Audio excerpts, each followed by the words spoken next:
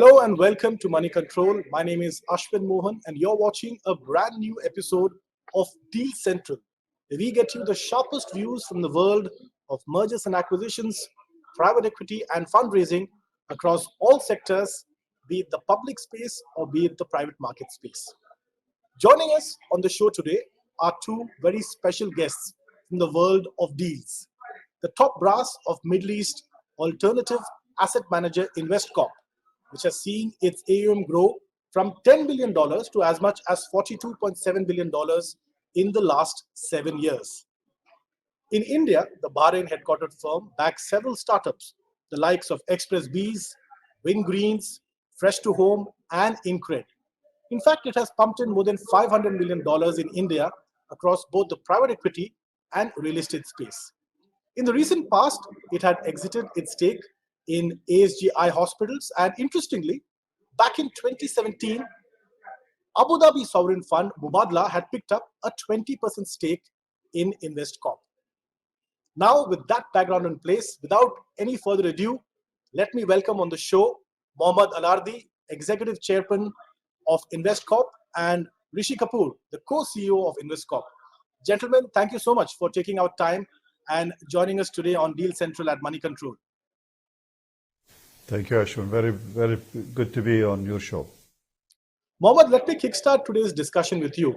And, let's straight away dive in to the ongoing slowdown in funding as far as the Indian startup ecosystem is concerned. And startup is a space which is familiar to Investcorp. You've made several investments in that sector across the world. Now, venture funding data, especially in Q3, represents or reflects a very bleak picture when it comes to startup funding. And this is across various stages of growth. The other factor that we are noticing is that, there are hardly any unicorns this year. It was raining unicorns last year, and that rate has gone down drastically.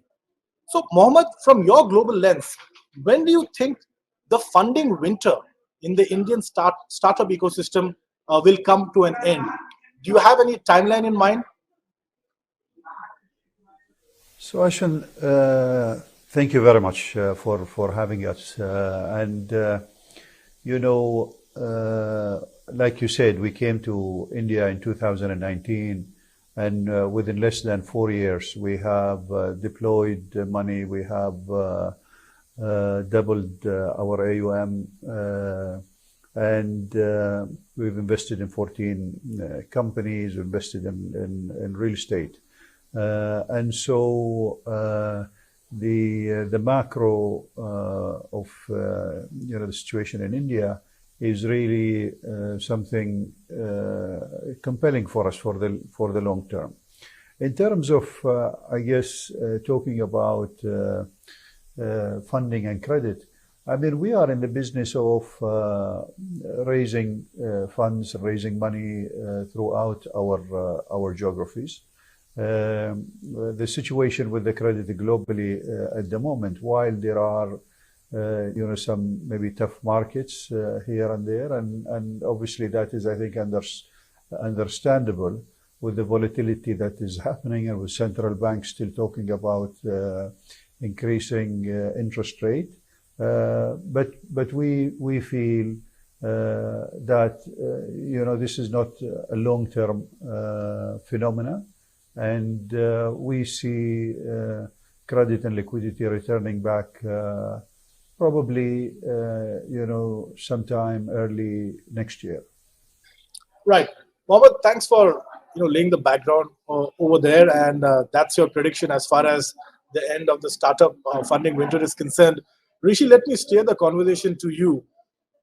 In your opinion, what do you think has been the impact, or how extreme has been the impact of the global tech sell-off on the valuations of new age Indian firms? And because of this, there's been a lot of extensive restructuring, there have been job losses, there have been cost cuts. Do you think this environment has led to a scenario wherein there could be a situation where one sees accelerated M&A in the Indian startup ecosystem, wherein the stronger, well-funded peers gobble up the weaker ones? Would you concur with that school of thought? So there's a lot of questions embedded in that one question, Ashwin. But let me start off by echoing the thanks that Mohammed expressed for having us on your show.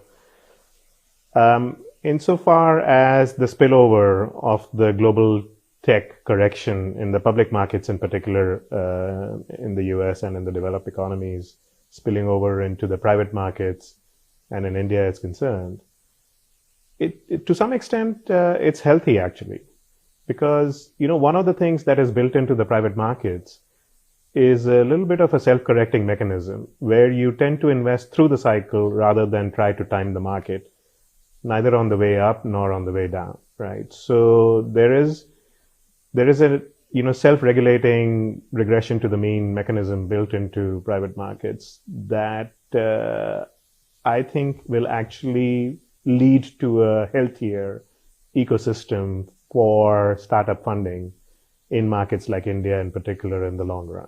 And actually, one of the things that we have experienced specifically in our own history is that when you have situations like what we are experiencing right now, what you call the winter, those kind of situations lead to some of the best vintages for investment activity in the long run. So we are actually looking forward to deploying capital over the coming months in India and elsewhere in the world as well, but particularly in India, because we think that valuations have now come down to levels that are much more reasonable than some of the loftier levels that we had to contend with in the second half of last year and early part of this year. And that's why you saw us taking a bit of a pause and a breather and then become active all over again. Right. Mohammed, coming back to you, the soft banks and the Tiger Globals of the world at least have pressed the pause button when it comes to big, aggressive bets in the startup space in India. So, Mohammed, who do you think, in your opinion, is filling up the gap that has been left by the soft banks and Tiger Globals of the world? Is it Middle East investors like you that are bullish on the Indian startup scene? Do you see more activity coming in from the Canadian pension funds or some of the sovereign wealth funds from Asia? Who are the new investors that are going to occupy this space that has been left vacant? So Ashwin, you mentioned the right names. I mean, obviously, the affinity that is there between India and the Gulf. Both regions are actually doing well. In this global macroeconomic situation. Because of the energy prices as producers and consumers in India, so that trade, that affinity is actually helping capital, and we've seen that because of our bridging that we do between the Gulf and India and vice versa.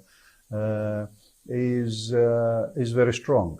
I think coupled with that is really the rewriting of the opportunities in India, the regulatory framework that is caused and produced a safe space for capital in India in the last few years.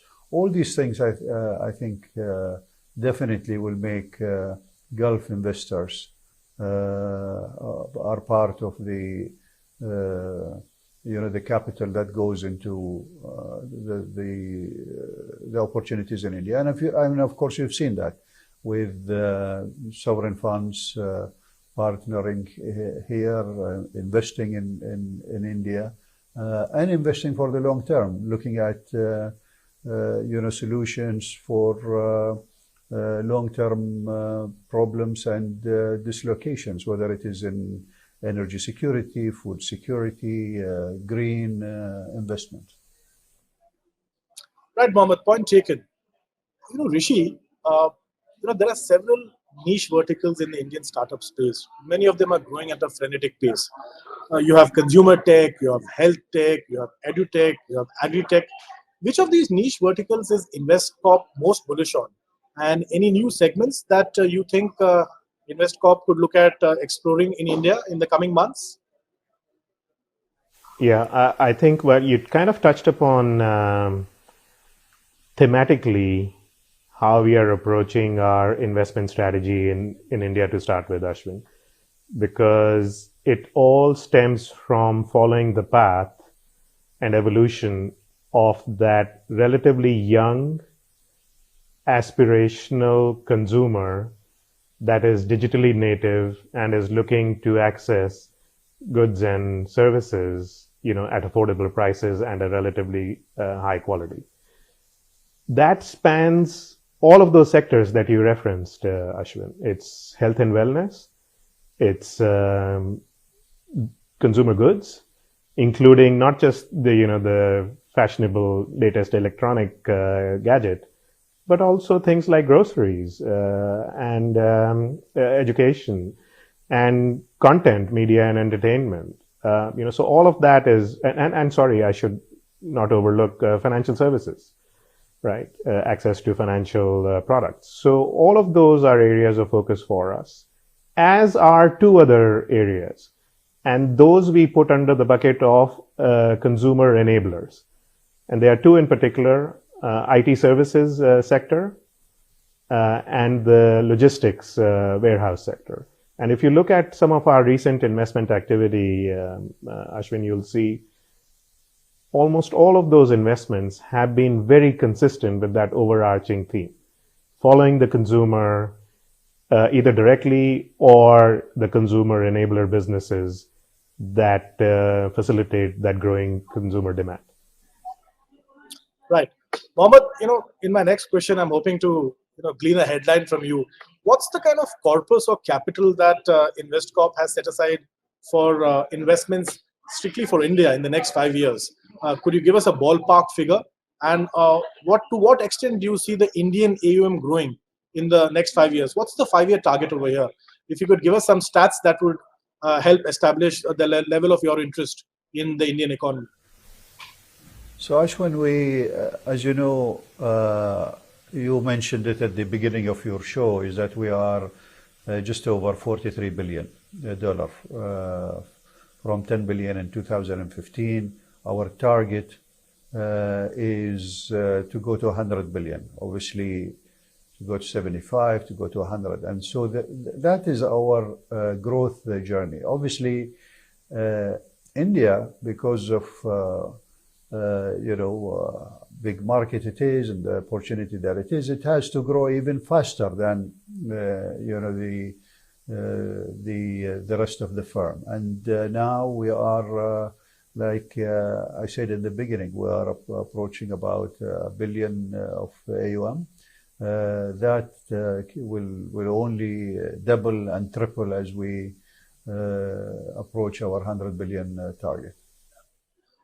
Right, Mohammed, one more question, and this one specifically dealing with the real estate segment.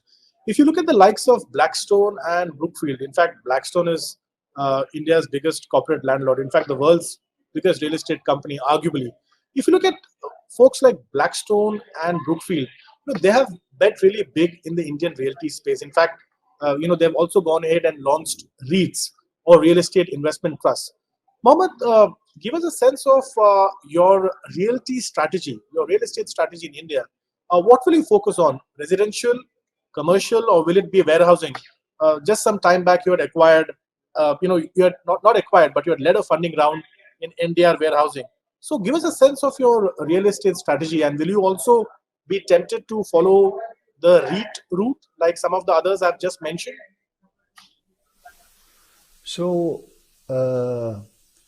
Ashwin, our core, experiences in real estate across the world gives us convictions that we really bring to the Indian market. And what we see here is obviously a great opportunity in logistics-related real estate, warehousing and the likes. Real estate that is around education, maybe healthcare. So those are the sectors that we see as our focus for the time being and the medium term. All right, Mohammed. Rishi, one last question before we wrap up this interview, and this one's to do with listing of portfolio companies. Can you give us a sense of whether any of your portfolio companies are ripe enough for listing? I understand the likes of Nephroplus are in fact in active discussions with iBankers. You've also got XpressBees. Any of your portfolio companies that are likely to list in India in this calendar year or the next calendar year? Could you give us a sense of that, please? I think without getting specific for obvious reasons over here, Ashwin, you are absolutely right. I mean, in a portfolio of 13 odd companies that we currently have on the PE side, inevitably there's going to be at least 2 or 3 companies that are both mature enough and large enough to attract a public listing. And it wouldn't therefore be at all unexpected for us to approach the public markets, provided they are facilitative and open over the course of the next 12 months with potentially a couple of listings. Right, Rishi. I'm going to sneak in one last question. Last word to you, Mohammed. We still are a few months away, but what are your expectations from the 2023 budget of the Narendra Modi regime? What do you think the Indian government can do to create a more facilitative and friendlier environment for global investors like you on the policy front? So, like I said, Ashwin, at the beginning, I think the government has really been on the right track, supporting this major digital transformation for now and the future, producing this regulatory framework that allows capital to come safely here and safely leave. Spending on things like infrastructure, which is a great enabler of any economy.